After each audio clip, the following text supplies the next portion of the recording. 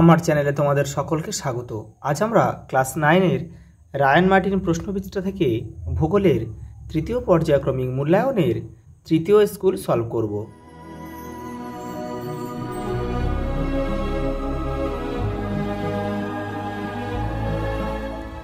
পরেটা দেখো, পৃথিবীর নিরীক্ষীয় ব্যাস মেরু ব্যাস অপেক্ষা 43 কিমি স্ফীত।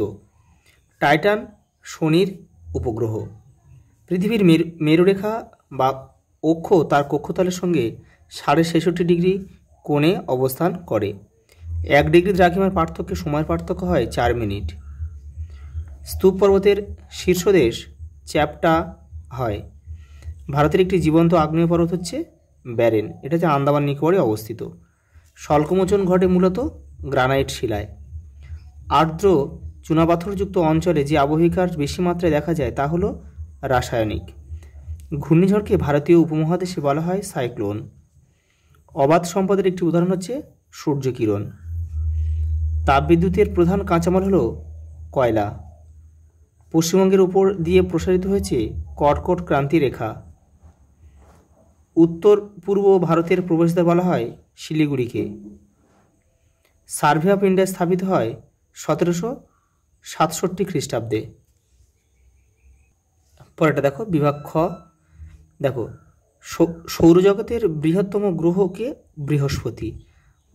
অধিবর্ষে ফেব্রুয়ারি মাস 29 দিনে হয় এবং সেই বছরটা কিন্তু 366 দিনে হয়। মহাবৃত্ত বলা হয় নিরক্ষরেখাকে। দেখো, এবার সত্য মিথ্যা রয়েছে, একেবারে দেখে নাও। পৃথিবীর আকৃতি পৃথিবীর মতো, এটা সত্য, একে কিন্তু জিওড বলা হয়। সম্পদের উপযোগিতা আছে কিন্তু কার্যকারিতা নেই, এটা কিন্তু মিথ্যা, কার্যকারিতা আছে। সবচেয়ে উৎকৃষ্ট লৌহ আকরিকের নাম হচ্ছে হেমাটাইট, এটা মিথ্যা, এটা হবে ম্যাগনেটাইট। এবারে দেখো, আগে শূন্যস্থানটা দেখে নাও। পামির মালভূমিকে পৃথিবীর ছাদ বলা হয়। দুর্যোগের ভয়ঙ্কর পরিণতি হলো বিপর্যয়। শিলার মরিচা পড়া হলো রাসায়নিক আবহবিকারের উদাহরণ, এটা হচ্ছে জারণ হয়, এটা আর কি। এবার দেখো, সত্য মিথ্যা রয়েছে 3টে, দেখে নাও। গোসবা নদীটি হলো সুন্দরবনের অঞ্চলের নদী, এটা সত্য। পৃথিবীর মেরুদয়ে আবর্তন বেগ সর্বাধিক, এটা মিথ্যা। এটা সর্বাধিক হচ্ছে কোথায়? নিরক্ষরেখায়। আর মেরুদয়ে আবর্তন বেগ কিন্তু সবচেয়ে কম। দ্রাঘিমা রেখাগুলি পূর্ণবৃত্ত, এটা মিথ্যা। দ্রাঘিমা রেখাগুলি অর্ধবৃত্ত আর অক্ষরেখাগুলি হচ্ছে পূর্ণবৃত্ত। দেখো, একটা স্তম্ভ দিয়েছে, বাম দিক ডান দিক তোমরা কিন্তু কেউ তীর চিহ্ন দিয়ে কিন্তু মেলাবে না। দেখো, সল্টলেক কী হবে? তথ্য প্রযুক্তি কেন্দ্র হবে। দেখো, দেখো, কৃষ্ণনগর মৃৎশিল্পের জন্য বিখ্যাত। বিষ্ণুপুর টেরাকোটা শিল্পের জন্য বিখ্যাত। এই যে টোপোগ্রাফিক্যাল ম্যাপ, সমোন্নতি রেখা।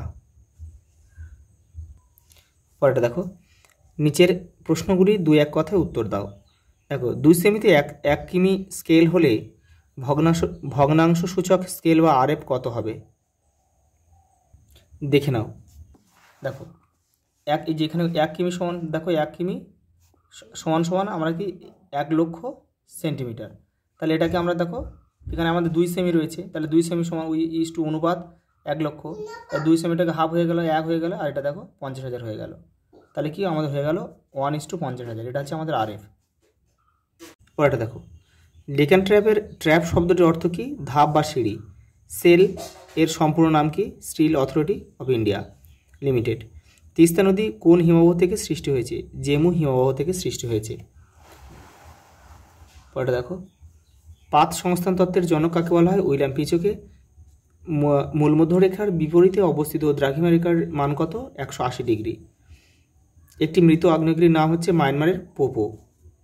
অঙ্গারযোজনের মূল উপাদান কি? CO2 মানে কার্বন ডাইঅক্সাইড। দেখো ম্যাপ পয়েন্টিং দিয়ে প্রথমে সান্দাকফু দিয়েছে। পশ্চিমবঙ্গের সর্বোচ্চ শৃঙ্গ সান্দাকফু, এই যে দার্জিলিং জেলার ঠিক এই জায়গাটা রয়েছে সান্দাকফু। এই যে ওটা কি দিয়েছে? দেখো, পশ্চিমবঙ্গের 4 শিল্পকেন্দ্র কি? দার্জিলিং। ঠিক ম্যাপের এই জায়গাটায় এই দার্জিলিং দাগ নাম্বার কিন্তু অবশ্যই দিতে হবে। ওটা দেখো কি দিয়েছে? পশ্চিমবঙ্গের একটি উপকূলীয় পর্যটন কেন্দ্র। উপকূলীয় পর্যটন কেন্দ্র কী রয়েছে? দীঘা রয়েছে। এই জায়গাটা পড়বে ঠিক, দীঘা। তারপর কি? কৃষ্ণনগর, নদীয়ার কৃষ্ণনগর, এই যে কৃষ্ণনগর ঠিক এই জায়গাটা। পরেরটা দেখো কী রয়েছে? তিস্তা নদী, এই যে এখান থেকে এই যে তীর চিহ্ন কিন্তু দিতে হবে যে নদীটা কোন দিক থেকে কোন দিকে যাচ্ছে। পরেরটা দেখো, পশ্চিমবঙ্গের লবণাক্ত মৃত্তিকাযুক্ত অঞ্চল। তোমরা কি করবে? সুন্দরবনটাই করে দেবো। সুন্দরবনের পুরো মৃত্তিকাটাই কিন্তু লবণাক্ত মৃত্তিকা। ঠিক এই পোর্শনটা করতে আমরা এটাও করতে পারো, উপকূল এই দীঘার সাইডটা করতে পারো, মানে পূর্ব মেদিনীপুরের এই সাইডটা কিন্তু লবণাক্ত মৃত্তিকা।